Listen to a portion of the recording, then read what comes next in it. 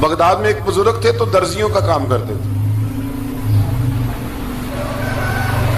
اللہ کے نبی حضرت ادریس علیہ السلام بھی درزیوں کا کام کرتے تھے. خوش ہوئے نا بات سن کے؟ پیشہ کوئی بھی برا نہیں، ایک برا ہے وہ ہے ہاتھ پھیلانا، اس کے علاوہ کوئی پیشہ برا یہ برا نہیں، یہ ہاتھ پھیلانا برا ہے. حضرت شیخ محمد بن حسن کہتے ہیں کہ وہ بزرگ جو تھے نا، امام غزالی نے لکھا ہے، وہ درزیوں کا کام کرتے تھے تو اس زمانے میں نا کھوٹا سکہ بھی کبھی کبھی آ جاتا تھا. کھوٹا سکہ پرانے لوگوں کو تو پتا ہوگا، چلو نوجوانوں کو بتا دیتا ہوں. چاندی کے سکے ہوتے تھے تو اوپر سے جب وہ گھس جاتا تھا نا نمبر، تو اس کو کہتے تھے اب کھوٹا ہو گیا. کیوں جی بزرگوں ایسے ہی ہے، وہ گھس جاتا تھا تو کہتے تھے سکہ، تو وہ چلتا نہیں تھا کہیں بھی. تو وہ بابا جی کی دکان مشہور ہو گئی تھی کہ وہاں کھوٹے سکے بھی چل جاتے، لوگ دے آتے تھے کھوٹے سکے. بہت سارے لوگ دے دیتے، بابا جی چپ کر کے قبول کر لیتے. مشہور ہو گیا، جو بھی جاتا کھوٹے سکے دے آتا، بابا جی قبول کر لیتے. پھر شام کو نہ گھوڑے پہ بیٹھ کے جاتے اور دریا میں بہا. ایک دن کچھ بندے کھوٹے سکے لے کے آ گئے تو بابا جی ابھی مصلے پہ تھے، نماز پڑھ رہے تھے، تو بیٹے نے کپڑے دیے تو کھوٹے سکے وصول کی. تو وہ کھوٹے سکے دینے والا شخص کھوٹے سکے دے رہا تھا تو وہ بچہ کہنے لگا تم نے بڑی عرصہ بیوقوف بنایا میرے ابا کو، کھوٹے سکے دے لے جاؤ. کہنے لگا تمہیں واقعی نہیں پتا چلتا کھوٹے ہیں؟ کہا ابا جی کا نہیں مجھے پتا، پر مجھے تو پتا ہے نا، اور میرا ابا شام کو کھول کے دیکھتا ہے تو پھر جو کھوٹے کھوٹے ہوتے ہیں انہیں دریا میں بہا کے آتا ہے، لے جاؤ اپنے. اتنی دیر میں بزرگ نماز سے فارغ ہوئے، کہنے لگے نہیں نہیں بیٹے رکھ لے، کھوٹے ہی رکھ لے. سننا بات. کہا جناب کیوں؟ فرمانے لگے میں کھوٹے اس لیے رکھ لیتا ہوں کہ لوگوں نے پیسوں میں ملا کے دوسروں کو بھی تو دینے ہیں نا، تو میں چاہتا ہوں چلو باقی لوگ نقصان سے بچ جائیں، ہمارا تو گزارا ہو ہی رہا ہے، باقی لوگ نقصان سے بچ جائیں. اور فرمایا پھر میں شام کو جا کے دریا میں ڈال کے آتا ہوں کہ کہیں میری اولاد بھی ان کو آگے نہ چلا دے. میں چاہتا ہوں کہ اور لوگ اس کام سے بچ جائیں. درویش کہتے ہیں کہ جب اس بابے کا آخری وقت آیا نا تو جو اس نے جملہ کہا میرا کلیجہ پھٹ گیا. آخری وقت جو اس نے دعا مانگی تو فرماتے ہیں میرے اندر وجد اور کیف کی صورت پیدا ہو گئی. فرماتے ہیں ان بزرگوں نے اپنے آخری وقت دعا مانگی، اے اللہ میں نے ساری زندگی کھوٹے سکے قبول کیے تاکہ تیرے بندے شر سے بچ جائیں، تو یا اللہ تو بھی اس کھوٹے سکے کو قبول فرما لے. اللہ میں نے کھوٹے سکے قبول کیے، کھوٹے، تاکہ تیرے بندے تکلیف سے بچ جائیں، تو مالک میں بھی کھوٹا ہی ہوں، اللہ تو بھی اس کھوٹے کو قبول فرما لے. اور یہ دعا مانگ کے نا تو کبھی روتے کبھی ہنستے. لوگوں نے کہا کیا ہوا؟ کہتے ہیں لگتا ہے رب نے کھوٹا سکہ قبول فرما لیا، لگتا ہے کہ اللہ نے کھوٹا سکہ قبول. لوگوں کو تکلیف سے بچائیں. ہمارا وجود یارو مطلب کیا ہو جائے گا 2 منٹ کے لیے سمجھ لیں کیا ہو جائے. یعنی اگر آپ بڑے غصے سے باہر آئے اور پاپڑ بیچنے والے پہ آپ نے غصہ نکال لیا سارا، میں رات کی ڈیوٹی کر کے آیا ہوں تھکا ہوا ہوں، اور تو پاپڑ بیچنے آ گیا، تم لوگ بڑے نالائق ہو بدتمیز ہو، آپ نے یہ سخت جملے کہہ دیے، چپ کر کے وہ آدمی معذرت کر کے گزر گیا، وہ تو سارا دن پریشان رہے گا نا کہ میری غریبی کا مذاق اڑا ہے. مطلب ہو کیا گیا، ہوا کیا اگر اس نے کوئی بات کر لی. اعلیٰ حضرت فاضل بریلوی کے خلیفہ تھے لاہور میں سید ابو البرکات شاہ صاحب رحمت اللہ تعالی علیہ. تو رات کو ایک شخص تراویح کے بعد حضرت سویا کرتے تھے. بہت سارے لوگ تو سو ہی نہیں پاتے رمضان کی راتوں میں، سو ہی نہیں پاتے، میں خود نہیں سو پاتا. اب تراویح سے اگر آپ 10:30 فارغ ہوئے تو 2 بجے اگر آپ کو دوبارہ اٹھنا ہے تو بیچ میں آپ کو کیا ملے گا؟ اگر آپ نے کچھ پڑھنا پڑھانا ہے، صبح درس دینا ہے، تو پھر تو آپ کے لیے بڑا اور یہ خاصا مشکل کام ہے، یہ خاصا مشکل کام ہے. آپ یقین کریں چند تفسیریں دیکھتے ہیں تو ٹائم بہت زیادہ ہو جاتا ہے. وہ پھر آگے سننے والوں پہ بھی ڈیپینڈ کرتا ہے ان کے مزاج مبارک کس طرح کے. سید صاحب رحمۃ اللہ علیہ نا عشاء کی نماز کے بعد تراویح پڑھ کے تو کچھ عبادت کی، کچھ مطالعہ کیا، صبح درس دینا تھا تو تھوڑی دیر کے لیے بوڑھے آدمی تھے، تھک گئے تو سو گئے. ایک بندہ نا کہیں گیا ہوا تھا تو واپس آیا تو اس نے دروازے پہ دستک دی. تو سید صاحب کے بیٹے تھے، بخاری شریف کی شرح لکھی، بڑے عالم تھے سید محمود رضوی صاحب رحمت اللہ. رضوی صاحب کہتے میں نے دروازہ کھولا، میں نے کہا ہاں جی بولو. کہنے لگا جی میں نے سید صاحب سے ملنا ہے. مفتی اعظم پاکستان تھے وہ، لاہور میں حزب الاناف ادارہ تھا، سید ابو البرکات شاہ. میں نے حضرت صاحب سے ملنا ہے. تو کہا کوئی حکم ہو تو مجھے نہیں جی میں نے انہی سے ہی ملنا ہے. یہ بھی بڑا مسئلہ ہوتا ہے, میں نے انہی سے ہی ملنا ہے. چلو ٹھیک ہے جی انہی سے مل لو.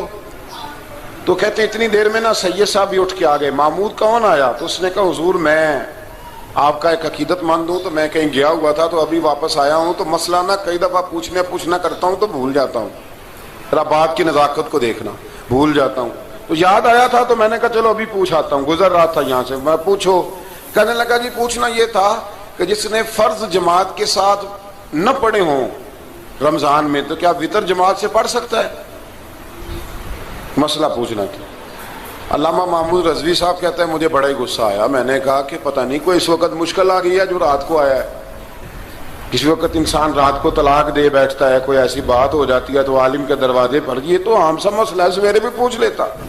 اتنی تکلیف دی اس نے, کتنی بڑی اذیت ہے. اور ایسے ہوتا ہے, ہم نہیں احساس کرتے کہ یار تھوڑا سا دیکھ لیں, ماحول کو دیکھ لیں, طبیعت کو دیکھ لیں. مجھے بڑی اچھی طرح یاد ہے کہ میں نے ایک دفعہ نا ایک عالم سے مسئلہ دریافت کیا, وہ ہمارے استاد تھے, تو مجھ پہ ناراض ہوئے. میں بڑا پریشان ہوا کہ پوچھی تو میں نے دین کی بات تھی, تو استاد ہی ناراض ہو گئے. استاد واپس آیا تو یہ کہنے لگے تمہیں پتہ ہے میں شوگر کا مریض ہوں.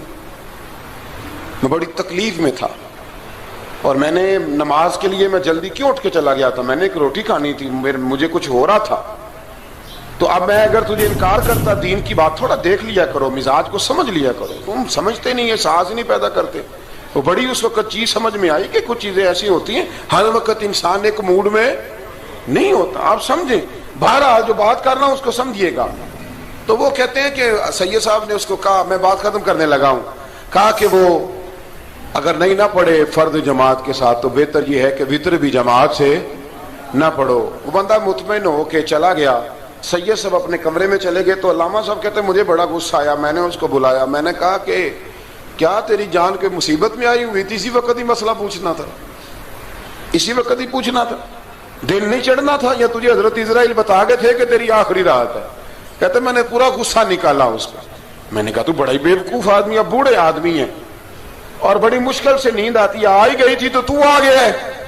کہتے میں غصہ کر رہا تھا تو سید صاحب آ گئے, تو آ کے مجھے ڈانٹا, چپ کر, اس طرح کسی کے ساتھ بات کرتے ہیں. پھر اس کو کہنے لگے بھائی معاف کرنا, یہ ابھی بچہ ہے, اسے پتہ نہیں. کہتے ہیں پھر مجھے کمرے میں لے گئے اور بہت بڑا ہی جملہ کہا. اگر آپ اپنا کلیجہ ٹھنڈا کرنا چاہیں نا تو اس طرح بھی کر سکتے ہیں. بہت بڑا جملہ کہا. کہنے لگے معبود مسئلہ تو میں نے بتایا, تمہیں کیا تکلیف ہوئی؟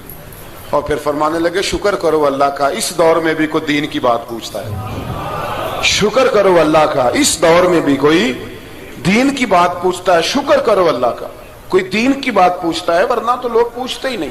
تو اگر آپ خوش کرنا چاہیں اپنے آپ تو آپ سائیکل والے پہ غصہ کرنے کی بجائے یہ بھی تو کہہ سکتے ہیں نا شکر ہے رزق حلال کما رہا ہے, مانگ کے نہیں کھاتا, شکر ہے یہ محنت کر رہا ہے اپنی. تو آپ اپنے ذہن کو اس طرح کا بنائیں, سوچ کو اس طرح کا بنائیں. آج اس جمعے میں ہم نے ارادہ کرنا ہے کہ ہم نے آسانیاں دینے کی کوشش کرنی, ہم نے لوگوں کو تکلیف نہیں دینی, ہم نے کسی کو آزمائش میں مبتلا نہیں کرنا, ہم نے کوئی ایسا کام نہیں کرنا جس کی وجہ سے لوگ سمجھیں کہ یہ آدمی بوجھ بن گیا. کبھی بوجھ نہ بنے. یارو کتنا بدبخت ہے وہ آدمی جس کے مرنے کی لوگ دعا مانگے, اس کے مرنے کی. حضرت عبداللہ ابن مبارک کے پڑوس میں ایک یہودی رہتا تھا, یہودی تھا, یہودی. حضرت عبداللہ ابن مبارک مکان بیچنے لگے. حضرت عبداللہ ابن مبارک کا پڑوسی مکان بیچنے لگا, وہ یہودی. تو کہا کہے تو کہا کتنے کا, کہا 2000 دینار کا, 2000 دینار. تو انہوں نے کہا کہ اس گلی میں اس محلے میں تو 1000 دینار کا مکان ہے, تو تیرا 2 کا کیوں ہے؟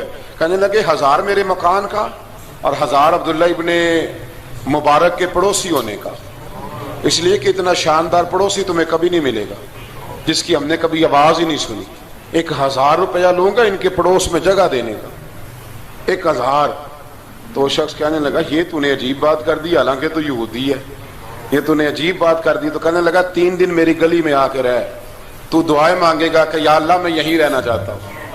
وہ دعائیں مانگے گا کہ اتنا اچھا انسان, اتنا خیال رکھنے والا, اتنا خیال والا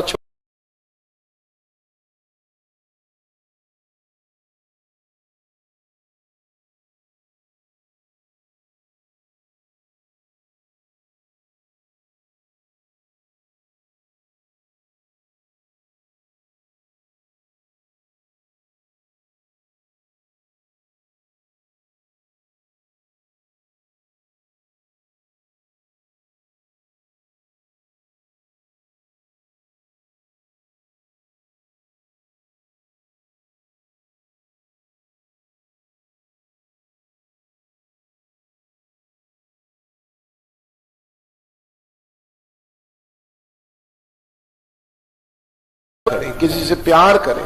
اور یارو چھوڑو مزدور بن جاتے ہیں. شیخ سعدی کہا کرتے تھے جب سے مخدوم بنا ہوں نا لوگوں سے خدمت کرانے لگا ہوں مزہ ہی نہیں آیا. مزہ تو تب آیا ہے کبھی نانی کی خدمت، کبھی دادی کی خدمت، کبھی ابا کی خدمت، کبھی اس کی خدمت. کہتے ہیں وقت گزرا تو پھر استادوں کی خدمت، پھر اللہ نے موقع دیا تو پھر پیروں کی خدمت. اور کہتے ہیں میرا تو دل کرتا ہے میں مریدوں کی بھی خدمت ہی کروں، میرا تو دل کرتا ہے میں شاگردوں کی بھی خدمت ہی کروں. کہتے ہیں جو مزہ خدمت میں آیا ہے وہ خدمت کرانے میں یہ مزہ بھی لینے کی کوشش کریں. آج نا مخدوم بڑے ہی بن گئے ہیں، مخدوم بڑے ہی بن گئے. کس کس کی بندہ خدمت کرے؟ تو اس طرح کریں. کچھ خادم بھی تو پیدا ہونے چاہیے نا، کچھ خادم بھی پیدا ہونے چاہیے. مہمان خصوصی بڑے ہو گئے، کوشش ہونی چاہیے کچھ عام سے بھی مہمان بنے، عام سے بھی جو خاص مہمان نہ ہوں، جن کا ارادہ ہو کہ نہیں ہم نے پیار ہی بانٹنا ہے. دعا ہے رب کریم کی بارگاہ میں اللہ خوبصورت دین پر خوبصورتی سے عمل